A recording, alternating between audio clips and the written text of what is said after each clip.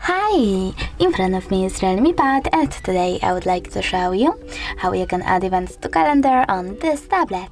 Start by accessing calendar. Now you need to pick a date by tapping on the correct one. I will go with that one and click on this plus icon at the bottom right corner. Select event and adjust it however you wish to. For example, add a title to it, pick starting hour, save your changes by tapping on OK, ending one, and for example, set up notifications minutes, hours or weeks before. You can also take notes and even tap on add location, choose while using the app or only this time, type wherever you wish to, and click on the correct one. When you're ready, click save at the top right corner, and as you can see, my event was successfully created.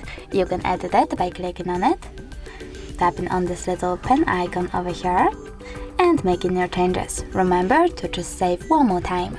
If you wish to